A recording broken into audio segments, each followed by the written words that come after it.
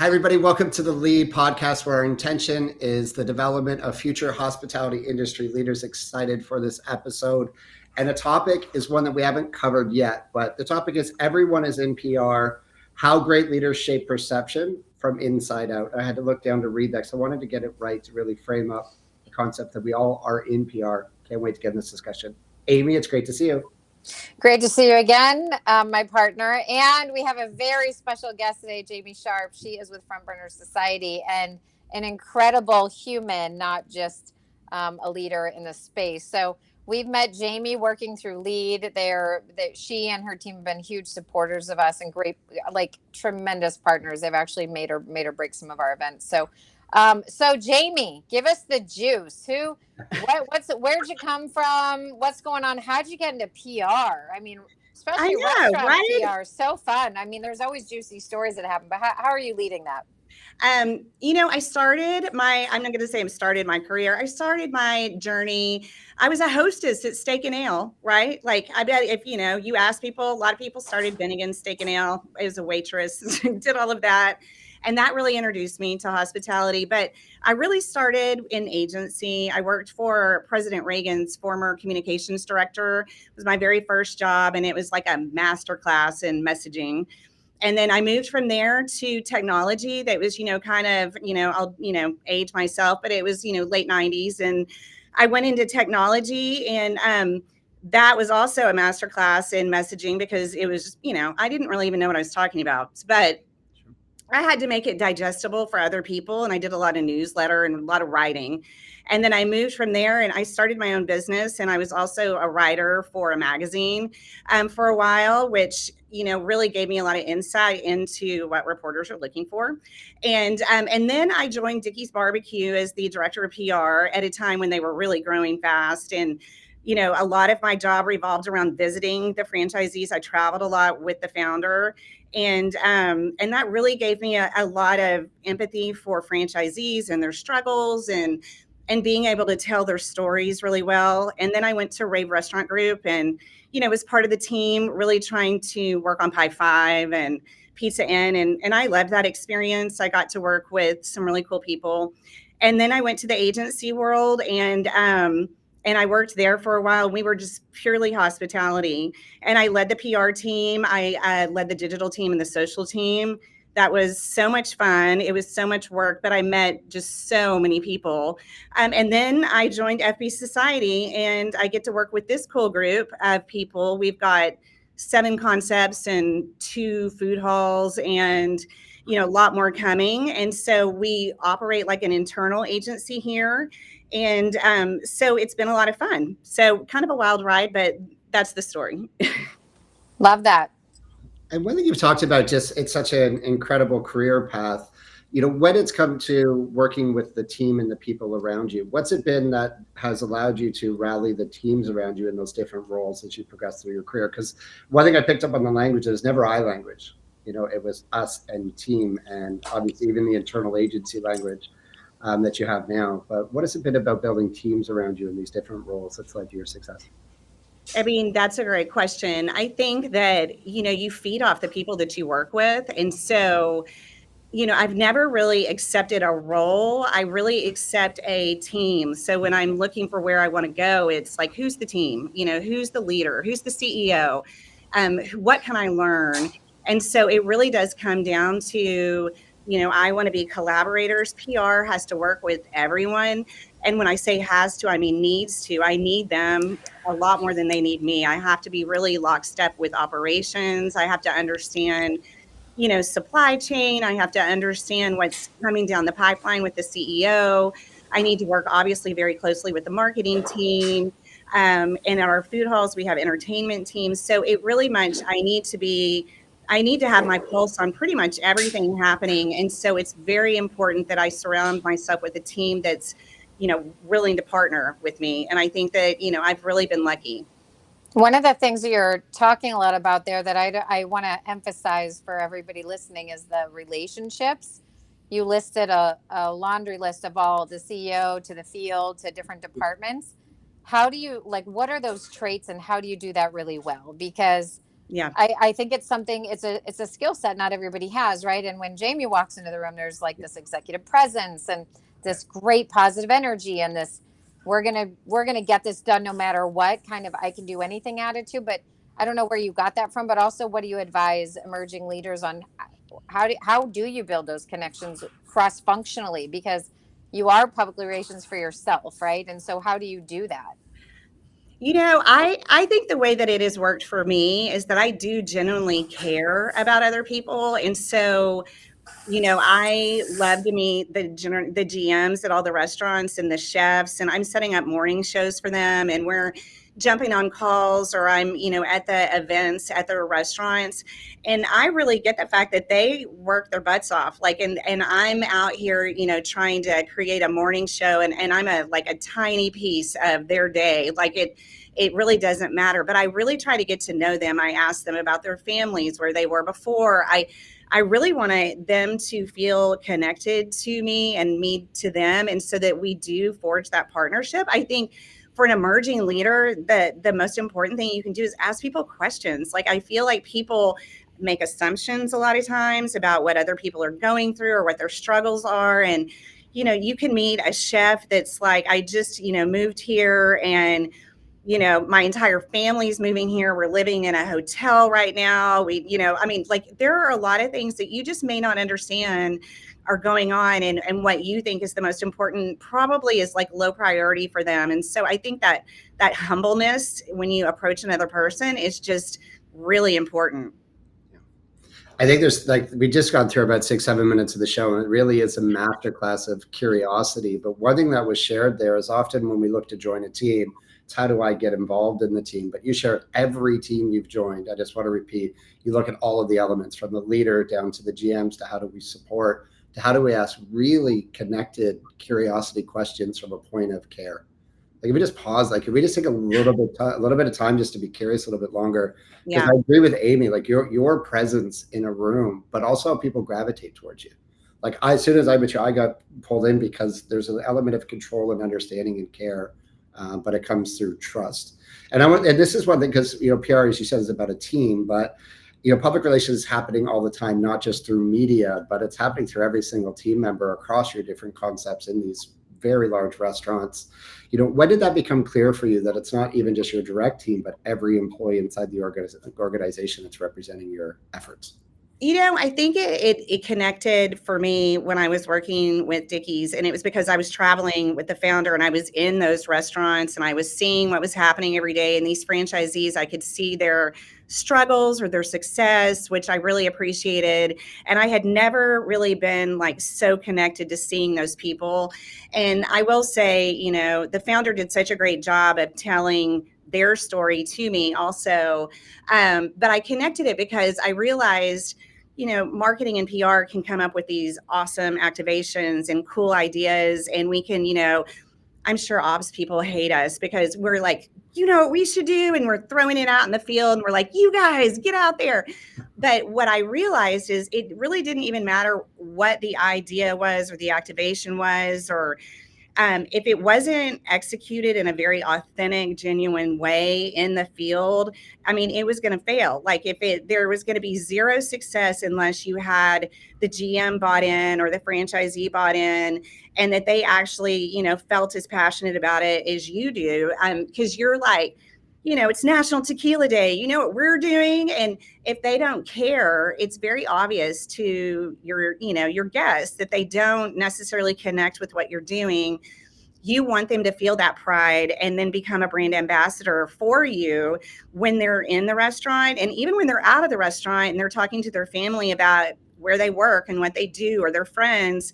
That connection really happened to me when I was in the field day to day and seeing, the people that I felt like were the most successful from a franchise perspective were the ones that were very connected to their community and to their team and to their guests. And then the people that weren't were very much kind of hands-off franchisee. And I think I finally was like, aha, that's the true connection between all of this. Absolutely. I love that. Is there I love that that's kind of the secret sauce, I think, for people listening. It's connecting to your community, connecting to your team, understanding what the ask is. Is there, just taking two steps back, is there a time where you've seen people in the field that are really good at PR? And what's that skill set for the emerging leaders versus the ones that you go into, whether franchisees or non-franchise? What stands out to you when you're like, this is the right leader? They actually get the public relations side of it all. Yeah, I mean, okay, we have some great, GMs and chefs on our team. I feel like the people that really just stand out, and I think it makes them so successful, is they know their guests. Like, the guests come in, they know their name, they know what they've ordered before. They really know what they know their business. Like, they're able to, tell you what's going to be new, what's coming up. But they are like Mr. or Miss their community. We opened a location in Fort Lauderdale recently of 60 Vines, and that GM is like Mr. Fort Lauderdale. Like, he knows everything happening in the city, and everybody knows him, and he's willing to hand out his cell phone number to anybody. I'll get you in anytime. Like, and everyone loves him. And but we have so many of those across all of our brands that I think that I think that that's what makes people successful. They feel just as passionate and connected to your brand as the CEO that, created the brand. They really live it. And, I don't want work to be your entire life, but if we do all spend so much time working, that you might as well feel super excited about what you're going to do. And I feel like that just really does breed success. That's one thing just to come back to, because we look at, and I've heard you share this at the last lead event, but really looking at how does internal culture impact the external reputation. So I think like there's your venues are large, like the volume is massive. The staff count, I'm trying to look at the staff count of the labor just to get through it, and it's always impressive, and it happens so quick. But how do you build that internal culture to make sure everybody understands, that they represent the brand? That impacts the community. I feel like at FB Society, they've done the best job of any, and I'm not even saying that because I'm trying to be cassette to Jack, but hi Jack, if you're out there. But anywho, I think that culture is the most important thing, and people all being like behind your mission, which ours is creating experiences never imagined. Yeah. And we talk about it all the time, and our culture is all about creating experiences for people. We're not just running restaurants, and we're not like driving traffic and turn and burn and that kind of stuff. And of course we make money, but we're there to serve, and we're there to really help people like celebrate life experiences, birthdays, anniversaries, graduations. I mean, we're not curing cancer. We're there to help people feel better. And so I think the culture is, we have great training programs that are more experiential, in that it's, at Whiskey Cake, we do a lot of whiskey tastings, and, also we're very much about garden to glass. And so they, every person gets a plant, and they are able to nurture it in the restaurant. And if your plant's dying, I mean, I don't know what that says about you, but yeah. But I mean, there are a lot of things where, people are encouraged to take pride in what they're doing, whether you're, on Dish, or whether you're the GM, or whether you are one of our team members, or if you're in the home office. Like, all of us have a culture of service.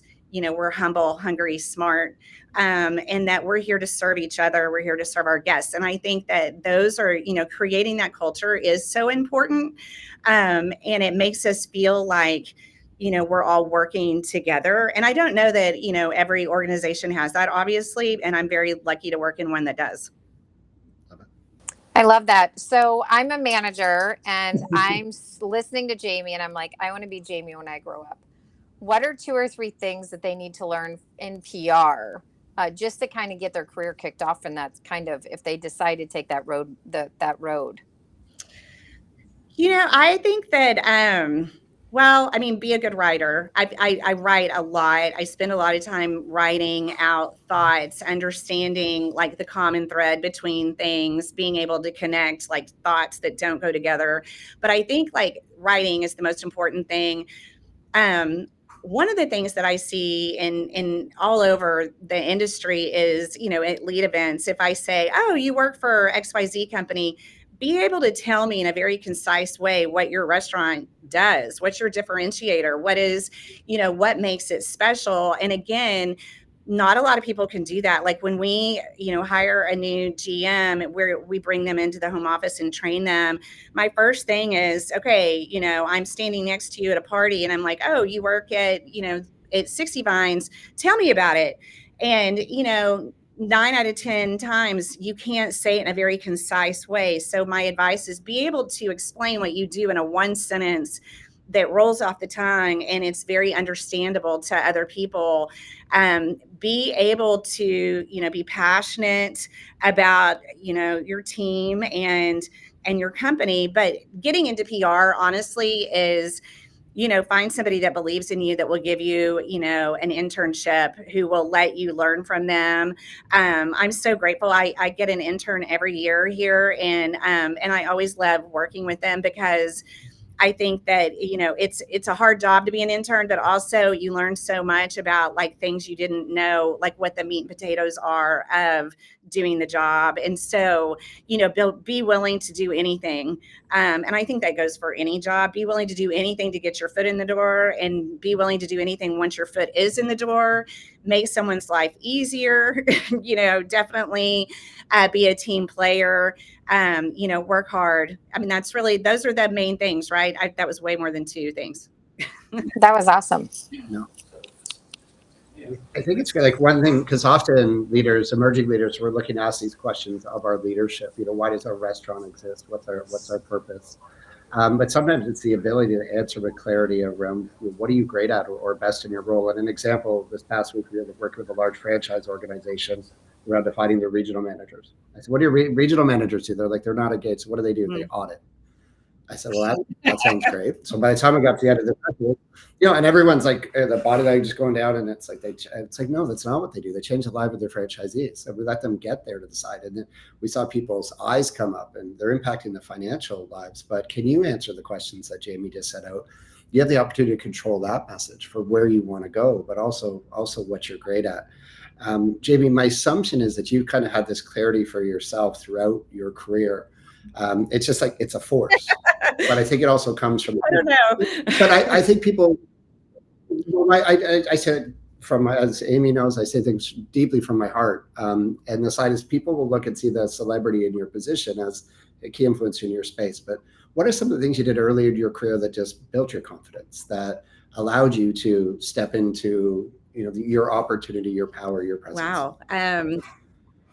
Yeah, Sorry, I know. I deep, love but questions like You this. didn't know this was a therapy session, did you, I Jami? know. Ew, I love this. I really should have thought about this, but more. But I think I'm going to go back to. I've had some really amazing leaders, and I grew up in a family of. I'm from the South. We're great storytellers. So I grew up with a mom. She literally tells the best stories. So it kind of started there. I was a great listener, growing up, and I listened to all these crazy stories, and then when I got that first job with the director of communication, who had, been with President Reagan, she had some great stories, and she had a lot of great do's and don'ts. And she really was a great teacher and taught me a lot. And I was a sponge. And I think that she taught me how to write.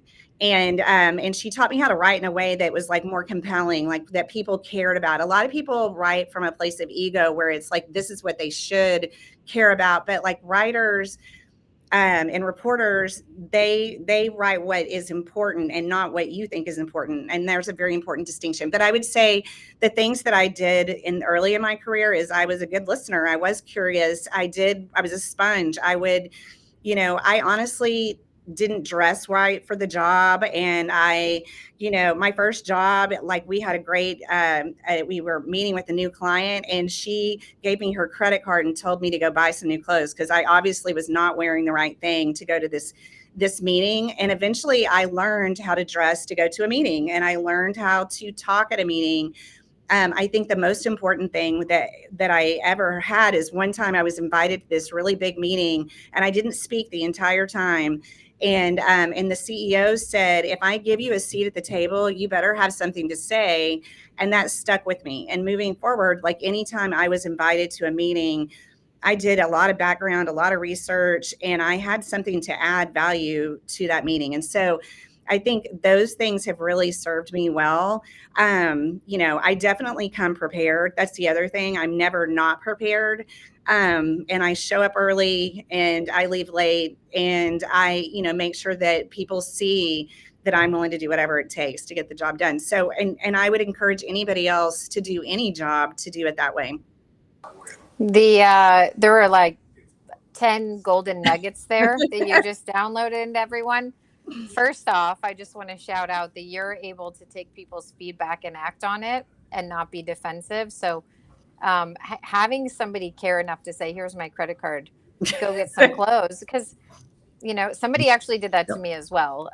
Very Oh my God, that makes me feel so much better. I was like, wow. She was like, what do you want to be known for? Your brain, like, what's going on? And I was like, I wasn't even thinking about it because I'm, coming out of my 20s, and then you start your career, and yeah, it's humbling, but you're like, I want to show up so that they're looking at me and hearing what I'm saying when I'm presenting in a boardroom. So I think that's critical. I think it's all about personal brand if you think about it. Absolutely. Right? I mean, and that comes down to people's like social channels, and yes, it's deeply personal, and you can post whatever you want to, but it's like, if you have aspirations outside of what you're currently doing, your personal brand, the way you show up, the way you talk, the way you dress, all of that, who you associate with, all of that creates who people see you as. And PR basically at its base is perception. You're creating perception, and everybody's creating perception with those things. So you're a young leader and you're trying to build your own personal brand. And you said, I will say there's a lot of emerging leaders or folks that are probably listening to this thinking, I can post whatever I want. They're my social media channels. I see folks now that are in our industry posting risque, like all the things, right? And so just calling that out I agree with you, Jami, because when somebody goes to interview someone these days, they look at all their social media, and you can pretty much see what that person is about, how they carry themselves, how they present themselves. I love that part that you said, and I think it's something everybody can take away to speak about. The other thing that, and I'm going to plug this, I haven't yet met on any podcast, but this is more of a female thing, which is if you have a seat at the table, you damn well better use it, because you've got something to say. And then the inner critic comes in and the gremlins come in, and you don't want to speak up, yet there are things that you really can contribute, and don't hold back, because by the time you get up from that room, everybody else is thinking about what they said and what they're doing and what they're having for dinner. They do not care about you. So do what you can to contribute. So I'm curious what your thoughts are on that, because that is a really big piece. And I see it with a lot of young women, men also, but definitely more in with the women. I think that it was probably one of the biggest hurdles that I ever had to get past is, being willing to speak up. And then you're like, nobody knows your perspective better than you. And so, everybody comes to that table with, where you grew up, how you grew up, where you went to school, if you went to school, where you worked, your first job. I mean, everybody has a filter that they view life through. And, in the restaurant industry particularly, everybody's POV is really point of view is very important, because like sometimes, especially the younger people, you're my target audience. So I really care even more what you think than, even somebody else that's a leader at the table. And I think sometimes like even leaders, they've worked in that brand for a long time, and they can't see the forest for the trees, right? They may not know. I mean, something they may not know. And it's so important for you to use that position and to be able to add value. And I realized, maybe I did have something to say, and my, confidence grew the more I was able to use that voice. And the more that like I had leaders that would listen and go, I think that might be right, or maybe we could try this, or that's a great idea. And then it really just grows your confidence. But speaking up, whether you're in the restaurant and let's say your regional, manager is in, or director, or the CEO is in, and you're like, I feel like people really would love a dish that looked like this, or I feel like, a cocktail that was like this. I've seen this trending and it might be cool if we did this. And we've had people do that all over our restaurants. And I declare we have this amazing training manager, and she creates drinks all the time. And I'm like able to like get them in Forbes or Southern Living. And I'm like, I love you, because she's just creating. And she doesn't think it's special probably, but I think it's amazing. And I think everybody in our group thinks that, she's definitely an emerging leader. That last little bit there, right? So somebody sharing something to you of extreme value, and she may think it's creative, but you think it's highly special. But she took the opportunity to put herself out there, create something, and share it. We all have the ability to, we're all selling ideas or relationships on a daily basis with our guests or our staff. But sometimes just speaking up and putting your thoughts forward have so much power. So we just talked about your personal brand. Just as we look to close out the episode, and possibly to hear from both of you, most people watch this won't technically step into PR, but all of them are doing PR inside their restaurants, the four walls of their restaurants. Again, we're just looking for these action steps. How does someone take ownership? What's one thing you would recommend that every leader do to reshape the message, whether it be to their staff or their guest base inside their restaurant today? No, Really my number one thing is really just, is being able to understand or concisely explain your brand. I mean, I really cannot stress that enough. Over my career, I've had, CEOs that couldn't do that. And so being able to explain who you are and why you exist, I think is very, not you as a person, but your brand is the absolute just golden nugget. And it'll set you apart from everyone else, because I think it's way harder than people think it is. And I think it makes you look like you're dialed in, and because you understand. And I've worked on it. And look in the mirror, like watch yourself say it. Sometimes turn on a Teams meeting or a Zoom meeting and record yourself talking and see, what do I look like when I say that? Like, how does my face look?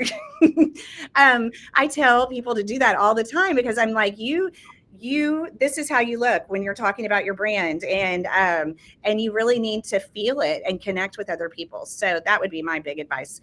Amy, do you have something better?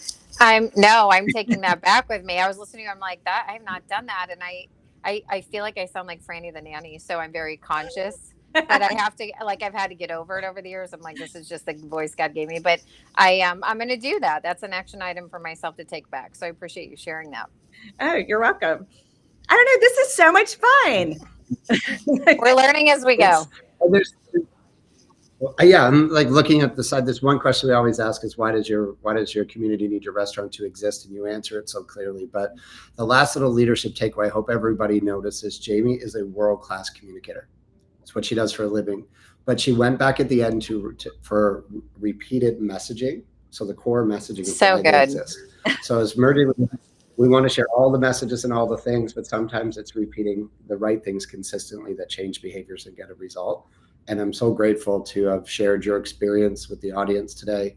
As we wrap up here, Amy, to wrap us up today, I would reach out to Jami if that's okay. If you want any tips, tricks, trades to connect, or some mentorship, and that also we are just very grateful to have you in the industry. You are a role model for a lot of us, and I learn from you every time I kind of hear or connect with you or watch you in a room. So thanks for all you do. Thanks for all you've done to help lead and gleam and get us where we need to be. Lots of more work to do through the years, but we'll get there because we've all got our day jobs, but it's a good volunteer group that's really trying to make a difference. And the Lead podcast is growing. So we appreciate you helping it grow. Oh my gosh, thank you guys. I am so blown away by your volunteer group. And every time I attend an event, I take something away as well. So while it is for emerging leaders, I think it's just so exciting to get so many hospitality leaders together and just, chat about the industry. So thank you for, letting me be part of it. You're a rock star. So are you, Matt. Matt, you're a How rock are star you? too. Thank you so much. Thank you, everybody.